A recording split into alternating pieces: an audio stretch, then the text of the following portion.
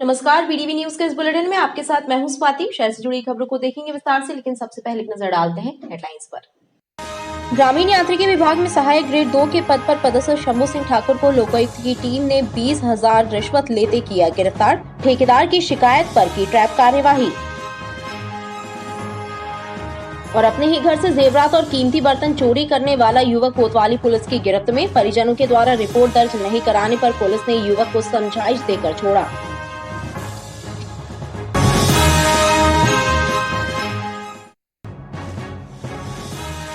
केंद्रीय रक्षा एवं पर्यटन राज्य मंत्री ने किया एनसीसी कैडेट से संवाद। वेटनरी यूनिवर्सिटी में आयोजित कार्यक्रम में शामिल हुए केंद्रीय रक्षा राज्य मंत्री अजय भट्ट।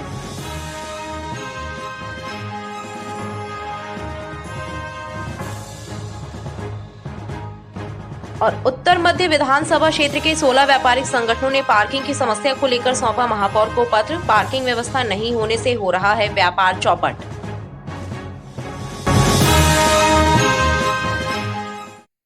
सहारा इंडिया कंपनी में जमा रकम वापस दिलाए जाने की मांग को लेकर तिलहरी निवासी एक व्यक्ति ने कलेक्ट्रेट में आयोजित जनसुनवाई में मदद की गुहार लगाई है। पीड़ित ने बताया कि उसकी बेटी के विवाह के लिए उसे रुपयों की दरकार है। कलेक्ट्रेट कार्यालय में आयोजित साप्ताहिक जन सुनवाई में शहरी और ग्रामीण क्षेत्रों से आवेदकों ने कलेक्टर से अपनी समस्याएं बताई और उनका समाधान कराने की मांग की है। तिलहरी निवासी गुड्डालाल ने सहारा इंडिया कंपनी में जमा रकम वापस दिलाने की मांग की है।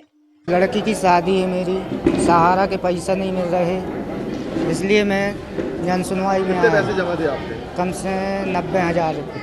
क्या दिक्कत आ रही है? पैसा मिल ही नहीं रहा। अब सहारा ऑफिस गए? हाँ। क्या होता है? वे बोलते हैं कि नहीं है, बंद हो गई है। बहुत ज़रूरत है आपको? हाँ, ज़रूरत है मुझे, बच्ची की शादी है। वहीं अपने विकलांग बेटे के लिए स्वरोजगार दिलाने की मांग करते हुए सुरेश मिश्रा ने कलेक्टर को आवेदन सौंपा। चूंकि आर्थिक स्थिति हमारी कमजोर हो चुकी, 2 साल के इलाज के दौरान ये पूरी फाइल उपलब्ध है हमारे पास। उसको दिल्ली एम्स में यहाँ वहाँ सब जगह दिखा चुके, भोपाल में और नागपुर में इलाज चला। तो व्यापार में वृद्धि करने के लिए असमर्थ, पैसे की व्यवस्था नहीं है। वही इस गवर्नमेंट से आशा है, कुछ करते हैं कि उसको पैसे कलेक्टर साहब से उनका ये शेयर तो आपको 60% 80% वालों को मिलता है, जबकि 60% है। हमको बड़ा ये वो ई रिक्शा जो बाजार में चल रहा है लोडिंग और सवारी वाला, उसकी आवश्यकता है। वहीं जन सुनवाई में आए अन्य आवेदकों ने भी तहसीलदार द्वारा कार्य नहीं किए जाने सहित अन्य मामलों से संबंधित आवेदन सौंपे।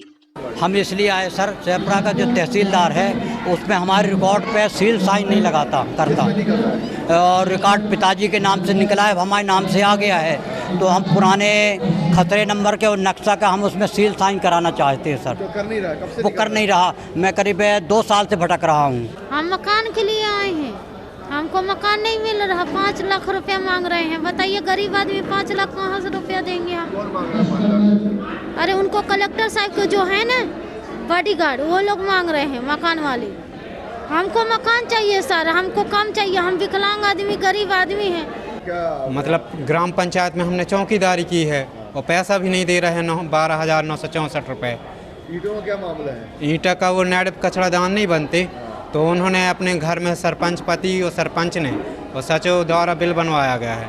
और नेड जो बनते हैं तो कहानी हाउस की सरकारी संपत्ति की ईंट लगाई गई और बिल बनाया गया है सरकारी, मतलब पुरानी ईंट कहानी हाउस की सरकारी संपत्ति। मेरा पैतृक संपत्ति है, मेरी पुरवा ग्राम पुरवा 199 में, और भूमाफिया लोग वहाँ कब्जा करके रखे हैं, मकान बना दिए वहाँ बहुत सारे। उसी का निराकरण करने के लिए मैंने बहुत शिकायत की, वहाँ पे कोई सुनवाई नहीं हो रही। जन सुनवाई में आए आवेदकों की समस्याओं का निराकरण करने के लिए कलेक्टर ने संबंधित अधिकारियों को निर्देश दिए हैं। रानी अवंतीबाई वार्ड क्रमांक 67 के लोग अधूरे नाला निर्माण कार्य से परेशान हैं। घरों में नाले का पानी प्रवेश कर रहा है। पीड़ित परिवारों ने नगर निगम की जनसुनवाई में पहुंचकर मांग की है कि नाला निर्माण कार्य पूर्ण कराया जाए। इस शिकायत के साथ करीब 1 दर्जन अन्य शिकायतें भी जनता दरबार में पहुंची। नगर निगम में आयोजित साप्ताहिक जनता दरबार में इस सप्ताह 1 दर्जन से ज्यादा शिकायतें पहुंची, जिनमें अतिक्रमण और स्वास्थ्य विभाग से संबंधित शिकायतें सबसे ज्यादा रहीं। रानी अवंतीबाई वार्ड गौर तिराहे के पास से आए लोगों ने बताया कि क्षेत्र में जल निकासी की व्यवस्था नहीं है, जिसके कारण सैकड़ों परिवार परेशान हैं। रानी अवंतीबाई वार्ड से आए हम लोग, सभी लोग कॉलोनी गुलदस्ता फार्म कॉलोनी वासी हैं। नाली का निर्माण होना था, नाली का निर्माण तो हो गया, पर आगे की निकासी जो है निगम द्वारा करनी थी, जिसके द्वारा ये पुलिया का लगा के आगे बढ़ानी थी। पुलिया लगभग 9 माह से पड़ी हुई है, पर पुलिया आगे जोड़ने के लिए निगम के पास समय नहीं है। हीला हड़पाली करते हैं, अधिकारियों से पूछें तो आज आ रहे हैं, कल आ रहे हैं, परसों आ रहे हैं। पूरा पानी घरों में वापस घुस रहा है और गंदगी फैली हुई है। आए दिन सांप कीड़े काटे और बीमारियां हो रही हैं। बच्चे भी घर में बीमार हो रहे हैं। बहुत समस्या हो गई है, बहुत गंदगी फैल गई है वहाँ। इसी प्रकार कजरवाड़ा से आए एक बुजुर्ग और मांडवा बस्ती से आई एक महिला ने आवास योजना का मकान पाने के लिए गुहार लगाई। इसलिए एक आवेदन महापौर जी के लिए देने के लिए आया हूँ कि मेरा मकान जो भसका हुआ पुराना मिट्टी वाला खपड़े वाला है, तो उसके लिए कम से कम मेरे को सहयोग प्रदान करें। मांडवा रामपुर छापड़ में रहते हैं और मेरा नाम कल्पना नादन है। हमारा इस दुनिया में कोई नहीं है। हमारा एक बेटा है, आज हमें कुछ हो जाता है हमारे बेटे को देखने वाला कोई नहीं है। हम वहाँ से खाली करना चाहते हैं और हमें कहीं और मकान दे दीजिए। नगर निगम किस लिए आए थे आप? हम नगर निगम इसलिए आए थे, हम मकान खाली करना चाह रहे हैं और दूसरी जगह लेना चाह रहे हैं। कारण क्या है वहाँ पर? कारण ये है कि हम पर हमला हो चुका है और हमारी जान को खतरा, हमारे आदमी को भी और हमारे बच्चे को। सभी शिकायतों पर सुनवाई करते हुए सहायक आयुक्त अंकिता जैन ने नियमानुसार कार्यवाही का भरोसा आवेदकों को दिलाया है।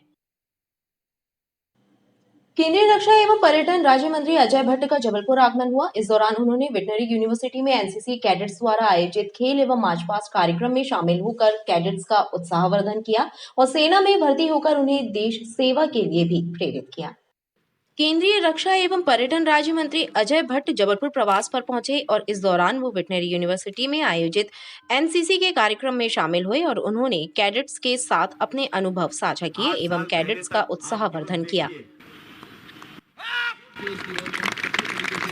एनसीसी कैडेट्स के द्वारा घुड़सवारी, मार्च पास्ट का शानदार प्रदर्शन किया।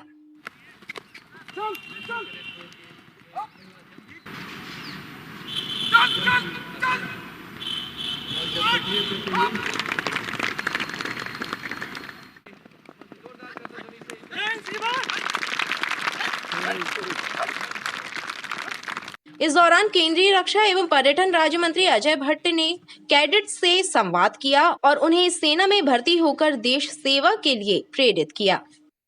एनसीसी कैडेट हमारे देश का भविष्य है। मैं हर जगह पहले एनसीसी को देखता हूँ। यही बच्चों ने कल को आर्मी ऑफिसर बनना है, आईएएस बनना है, पीसीएस बनना है, आईपीएस बनना है, एडवोकेट बनना है, एडवोकेट जज बनना है और अपना जज और जस्टिस भी बनना है। हर जगह यही निकलेंगे हमारे बच्चे। अध्यापक बनना है, प्रोफेसर बनना है। तो जहाँ जाएंगे इनका जो अपना अनुशासन है, जो सीख के जा रहे हैं, अलग से दिखाई देगा। अगर ये व्यापार भी करेंगे तो वहाँ भी अलग से इनका अनुशासन दिखाई देगा। सशस्त्र बलों को मजबूत बनाने के लिए स्वदेशी शस्त्रों के उपयोग को बढ़ावा देने का काम केंद्र सरकार ने किया है। वहीं देश में बने शस्त्र और अस्त्र अब विदेशों में भी सप्लाई किए जा रहे हैं। ये कहना है केंद्रीय रक्षा एवं पर्यटन राज्य मंत्री अजय भट्ट का। मीडिया से चर्चा करते हुए उन्होंने कहा कि हमारी सैन्य शक्ति सुदृढ़ है और भारत न केवल रक्षा के क्षेत्र में बल्कि आर्थिक रूप से भी सशक्त बनकर उभरा है। केंद्रीय रक्षा एवं पर्यटन राज्य मंत्री अजय भट्ट ने मीडिया से चर्चा करते हुए कहा कि प्रधानमंत्री नरेंद्र मोदी के नेतृत्व में सेना एवं रक्षा क्षेत्र सशक्त बन गया है। देश में बने शस्त्रों की विदेशों में भी डिमांड बढ़ रही है। रोजगार के अवसर भी बढ़ने लगे हैं। रक्षा क्षेत्रों में भी नवाचार हो रहे हैं। केंद्र एवं राज्य सरकार के द्वारा नए रोजगार की संभावनाएं इजाद की हैं। कोरोना काल के बाद स्वरोजगार के प्रति रुझान बढ़ा है। वहीं अग्निवीर योजना को लेकर विपक्ष द्वारा उठाए गए सवालों को लेकर मंत्री जी ने कहा कि विपक्ष बड़ा ही नादान है और इसलिए अनर्गल प्रलाप कर रहे हैं। अपने उद्योगों को भी बढ़ा रहे हैं और आज हमने एक धाक भी जमा दी है। पहली बार हम 25 टॉप देशों में आए हैं कि जो आज बाहर को आर्मी का साजो सामान भेज रही है। पहले कभी नहीं थे। ये सिपरी की इंटरनेशनल जो संस्था है उसकी सर्वे के आधार पर हुआ है और हम दुनिया के 3 देशों में शामिल है जो अपना बजट रक्षा पर सबसे ज़्यादा खर्च करते हैं। यह जान के आपको खुशी होगी कि लगातार आज हम अपने यहाँ निर्मित चीज़ों को ही आगे बढ़ा ही नहीं रहे हैं बल्कि विदेशों को भी दे रहे हैं। हमारी मांग बढ़ गई है। तो रोज़गार देने के लिए ये कहा है कि आप रोज़गार क्यों लेते हैं दूसरी जगह, रोज़गार देने वाला बढ़ो ना। आज तो कोई भी अच्छा काम मोदी जी कर रहे हैं सरकार, बस उल्टा ही उल्टा ही मोदी हटाओ देश बचाओ कुछ नारे दे रहे थे। ये नहीं बोल पा रहे हैं कि मोदी हटाओ मेरे लड़के को लाओ, मोदी हटाओ मेरी लड़की को लाओ, मोदी हटाओ मेरे भतीजे मेरे भांजों को मेरे रिश्तेदारों को लाओ। ये नहीं कह पा रहे हैं, लेकिन आज सीमाएं हमारी चाक चौबंद हैं। बिल्कुल सेना का मनोबल, सेना पर कमेंट और हर जगह प्रश्न खड़े करना, एयर स्ट्राइक, सर्जिकल स्ट्राइक कहीं पर भी था, डोकलाम हो, गलवान हो, कहीं पर भी हो, उरी हो, आपने हमेशा सवाल पैदा किए हैं, साथ कभी नहीं दिया है। इसलिए ये मनोबल तोड़ना है। जितने हिम्मत, जितनी ताकत, जितनी लगन, जितने त्याग करते हुए हमारी सेना लड़ रही है, अगर इस तरह से हमको अपना साथ दे देते विपक्ष के लोग तो अच्छी तस्वीर उभर के आती। राहुल गांधी की भारत जोड़ो यात्रा पर रक्षा राज्य मंत्री ने कहा कि राहुल गांधी को कोई भी सीरियसली नहीं लेता है। मंत्री जी, भारत जोड़ो यात्रा निकाल रही है, राहुल गांधी भारत जोड़ो यात्रा निकाल, अब उनको कोई सीरियस नहीं लेता है। 7 फेरों से 7 जन्मों तक का साथ निभाने के वायदे परिवार परामर्श केंद्र की चौखट पर आकर दम तोड़ रहे हैं। आलम यह है कि वर्ष 2022 के अंतिम माह तक एसपी कार्यालय स्थित परिवार परामर्श केंद्र में तकरीबन 2500 मामले आ चुके हैं और इनमें से लगभग 200 प्रकरण ऐसे हैं जिनमें शादी के 8 से 10 माह बाद ही पति पत्नी के रिश्तों की डोर कमजोर पड़कर टूट गई। शादी का बंधन 7 जन्मों का होता है, लेकिन वर्तमान समय में 7 फेरों से 7 जन्मों तक का साथ निभाने के लिए किए गए वायदे शादी के चंद महीनों बाद ही परिवार परामर्श केंद्र की चौखट पर आकर दम तोड़ रहे हैं। पुलिस परिवार परामर्श केंद्र के आंकड़े भी चौंकाने वाले हैं, क्योंकि यहां पर वर्ष 2022 में लगभग 2500 मामले आए हैं और इनमें से तकरीबन 200 प्रकरण ऐसे हैं जिनमें शादी के चंद महीनों बाद ही पति पत्नी के बीच अनबन शुरू हो गई और मामला अलगाव तक जा पहुंचा। रिश्तों की कमजोर डोर टूटने के कारणों के बारे में परामर्श केंद्र के प्रभारी अंशुमान शुक्ला ने बताया कि अधिकांश मामलों में मोबाइल पर ज्यादा वक्त बिताने को लेकर पति पत्नी के बीच विवाद हो रहा है और दोनों ही एक दूसरे को शक की नजर से देख रहे हैं। इसके अलावा एकल परिवार, सास बहू के झगड़े, नशाखोरी, बेरोजगारी, घरेलू हिंसा जैसे मुद्दे भी टूटते रिश्तों की बड़ी वजह बन रहे हैं। इस वर्ष कुछ नई बातें सामने आई हैं जो अभी तक नहीं आई थी। सबसे पहले जो परिलक्षित हुई है, विवाह के 1 वर्ष के अंदर 214 प्रकरण यहाँ पर आए कि हम अब साथ नहीं रह सकते, साल भर में हमको आपस में कटुता का सामना करना पड़ गया है, कृपया बिना न्यायालय जाए ही हम दोनों को अलग अलग करने की व्यवस्था कर दें। लगभग 20% मामले ऐसे आए हैं जो कि न्यायालयों में वर्षों से चल रहे हैं, चलते चलते थक गए हैं कि साहब हम थक चुके हैं, अब हमारा निराकरण आप ही कर दीजिए। आर्थिक, नशा, परिवारजनों का अनावश्यक हस्तक्षेप, जीवन के प्रति बहुत ज़्यादा अपेक्षाएं, मनोकामनाओं के प्रति बहुत ज़्यादा विश्वास और रानी बेटी राज करेगी ये मानसिकता जो जब तक रहेगी अपन इस समस्या का सामना करते रहेंगे। परिवार परामर्श केंद्र के द्वारा दी गई जानकारी के अनुसार 2500 मामलों में से 1300 में समझौता हुआ है, जबकि 270 प्रकरणों में अलगाव हुआ है। इसके अलावा 107 मामलों में अपराध पंजीबत हुआ है। जनवरी में 169, फरवरी में 185, मार्च में 172, अप्रैल में 224, मई में 267, जून में 235, जुलाई में 218, अगस्त में 173, सितंबर में 202, अक्टूबर में 137, नवंबर में 231, दिसंबर में 208 आवेदन परामर्श केंद्र में आए हैं। मध्य प्रदेश कार्यभारित दैनिक वेतन भोगी कर्मचारी संघ के द्वारा वेतन समय से दिए जाने सहित अन्य मांग को लेकर शासकीय आदर्श विज्ञान महाविद्यालय में प्रदर्शन करते हुए प्राचार्य को मांग पत्र सौंपा गया है। मध्य प्रदेश कार्यभारित दैनिक वेतन भोगी कर्मचारी संघ ने साइंस कॉलेज के प्राचार्य को एक मांग पत्र सौंपते हुए कर्मचारियों की मांगों को जल्द से जल्द पूरा कराने पर जोर दिया है। उनका कहना है कि लंबे समय से संगठन के द्वारा शासन प्रशासन को मांगों से अवगत कराया जा रहा था, लेकिन कोई कार्यवाही नहीं हुई। किया गया है कि 20 वर्ष 25 वर्षों से कार्यरत वरिष्ठ दैनिक वेतन भोगी कर्मचारी जिनको कुशल और उच्च कुशल श्रमिक में उपकृत वर्गीकृत नहीं किया गया है, उनको अतिशीघ्र उच्च कुशल एवं कुशल श्रमिक में वर्गीकृत किया जाए। और दूसरा प्रमुख बिंदु कि प्रति माह दैनिक वेतन भोगी कर्मचारियों को वेतन भुगतान विलंब से होता है, जिसको माह की 30 से लेकर 5 तारीख तक प्रतिमाह भुगतान कराया जाए, जिस पर माननीय प्राचार्य द्वारा दोनों ही विषयों पर संघ को संपूर्ण आश्वासन दिया है। जो है एक तरह से विरोध कर रहे थे कि इनको जो है बीच में इनको क्यों दिया, तो दिया इसलिए दिया क्योंकि भाई वो उन्होंने अपनी योग्यता बढ़ा ली, कुशल का बढ़िया काम कर रहे हैं तो उनको कुशल का मिलने लगा, जो कुशल का कर रहे हैं उनको उच्च कुशल का मिलने लगा, सीधी सी बात है। आप अपनी योग्यता बढ़ा लो, अपनी कार्यशैली बढ़ा लो, अपनी कार्यक्षमता बढ़ा लो, आपको भी वैसे ही जो है होने लगेगा। मांगे पूरी नहीं होने पर संगठन ने आंदोलन की चेतावनी दी है। उत्तर मध्य विधानसभा क्षेत्र के 16 व्यापारी संगठनों ने मिलकर महापौर अन्नू सिंह को एक पत्र सौंपा है, जिसमें व्यापारिक क्षेत्रों में पार्किंग व्यवस्था दुरुस्त करने की मांग की गई है। व्यापारियों का कहना है कि समस्या से पूरा इलाका त्रस्त है। उत्तर मध्य विधानसभा क्षेत्र के सराफा, फुहारा, कमानिया गेट, अंधेरदेव सहित करीब 16 व्यापारिक क्षेत्र के व्यापारी चौपट पार्किंग व्यवस्था को लेकर परेशान हैं। सभी व्यापारिक संगठनों ने एकजुट होकर सराफा व्यापारी संघ की अगुवाई में एक मांग पत्र महापौर जगत बहादुर सिंह अन्नू को सौंपा है, जिसमें पार्किंग व्यवस्था को दुरुस्त करने की मांग की गई है। सुपर मार्केट में जो वन वे बंद है, चारों साइड से 4 व्हीलर बंद है, उनको सुपर मार्केट वाला वन वे खोला जाए, पार्किंग की व्यवस्था हमें दी जाए। हमारे जो 500 व्यापारी सराफा में है, उनका स्टाफ है, ऐसी करीब 2000 गाड़ियां डेली हमारी स्टाफ और मालिकों की होती हैं, उनके लिए सशुल्क आप हमें पार्किंग की व्यवस्था दें। ऐसी सब मांगों को लेकर आज सराफा एसोसिएशन ने ज्ञापन दिया हुआ है और 1 महीने में अगर हमारी समस्या हल नहीं हुई तो हम सराफा एसोसिएशन कम से कम अपने नेतृत्व में आंदोलन करेगा। और हम इस बार सराफा व्यापारी अपनी दुकानें बंद नहीं करेंगे, हम दूसरे तरीके से आंदोलन करेंगे। हम नगर निगम का किसी भी प्रकार का टैक्स नहीं देंगे। हम किसी भी कीमत पर, अगर प्रशासन मालवाहक वाहन को नहीं रोकता तो हम सारे व्यापारी सड़कों पे उतरकर उन मालवाहक वाहनों को रोकेंगे। यातायात व्यवस्था हम खुद करेंगे। महापौर ने व्यापारियों को आश्वासन दिया कि 26 दिसंबर को एक बैठक जिला प्रशासन और पुलिस के साथ करके समस्या का हल निकाला जाएगा, पार्किंग व्यवस्था को दुरुस्त किया जाएगा। 26 तारीख को एक पुनः 16 व्यापारी संघ जो हैं उनके साथ एक बैठक होगी।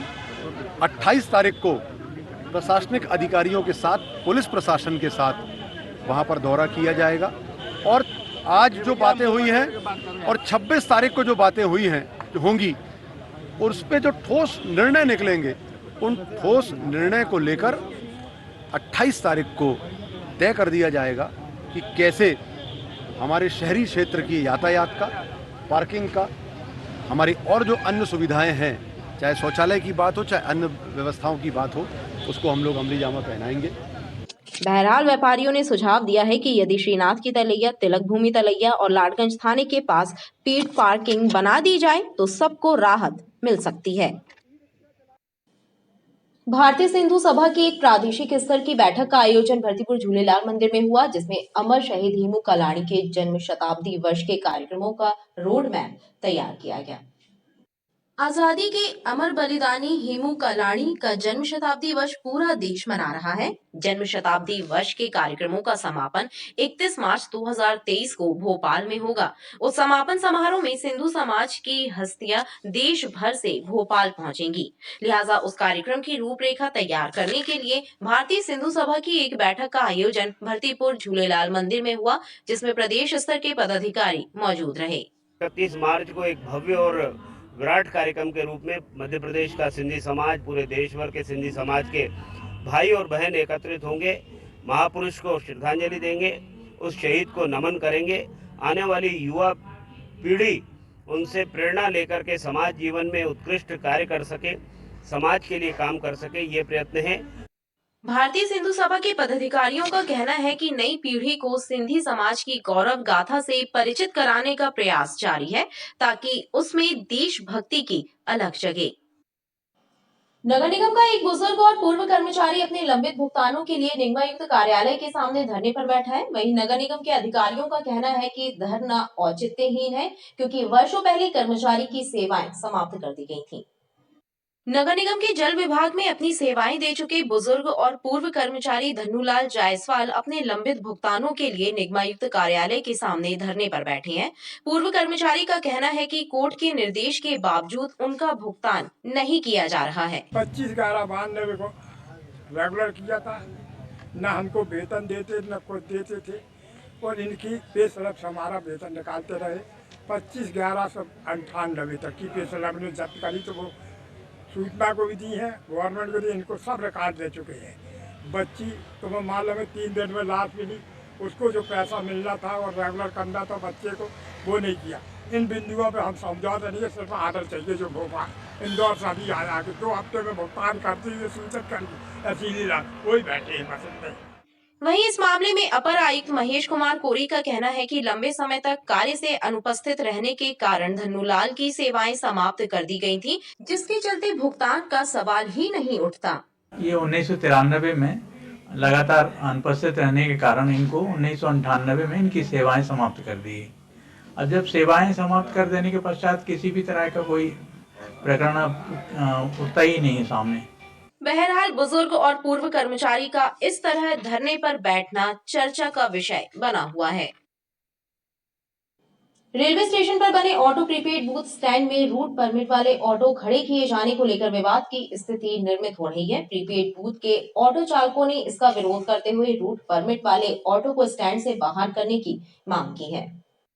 रेलवे स्टेशन के प्लेटफॉर्म नंबर 6 के बाहर बने प्रीपेड बूथ में रजिस्टर्ड ऑटो के अलावा बाहरी ऑटो खड़े किए जाने से नाराज प्रीपेड बूथ के ऑटो चालकों ने रूट परमिट वाले ऑटो के चालकों को स्टैंड से बाहर करने की मांग की। उनका कहना है कि कुछ बाहरी ऑटो चालकों के द्वारा यात्रियों के सामान से छेड़खानी करने की भी घटनाएं सामने आ चुकी हैं। ऐसे में प्रीपेड ऑटो बूथ के चालकों की छवि खराब होने की संभावना है। हम लोग की समस्या है कि विगत कई दिनों से बूथ बंद पड़ा हुआ है, तो बाहर की जो सवारी आती है उसके लिए बहुत ही इन्हें परेशानियाँ उठाना पड़ती हैं, जिससे ऑटो वाले जो हैं तो मतलब इन्हें मनमाना रेट लेते हैं। जो आए दिन अखबारों में छपना, मीडिया में आना कि भाई ऑटो वाले अधिक पैसा ले रहे हैं। इसके लिए हम महोदय जी से निवेदन करने आए हैं कि बूथ को खोला जाए। वो लोकल सवारी ले जाते हैं, अब बाहर की ऑटो लगती है, किसी का बैग छूट जाता है तो वो नहीं मिलता, और हम लोग जो रहते बूथ वाले किसी का अगर मुसाफिर का बैग छूट जाता तो हम लोग जमा करते हैं बूथ में। ऐसी असुविधाएं हो रही हैं कि बाहरी रूट परमिट वाली गाड़ियां को निकाला जाए और सिर्फ बूथ वाली गाड़ियां रहने। खबरें लगातार जारी हैं, आप देखते रहिए BTV न्यूज। जन्म एवं मृत्यु प्रमाण पत्र के लिए अब आवेदकों को नगर निगम के चक्कर नहीं काटने पड़ेंगे। मेयर इन काउंसिल ने संकल्प पारित किया है कि 7 दिनों के भीतर ये प्रमाण पत्र घर पहुंचाकर दिए जाएंगे। इसके साथ ही शहर विकास के कई कार्यों के प्रस्तावों को MIC ने सहमति के साथ पास किया।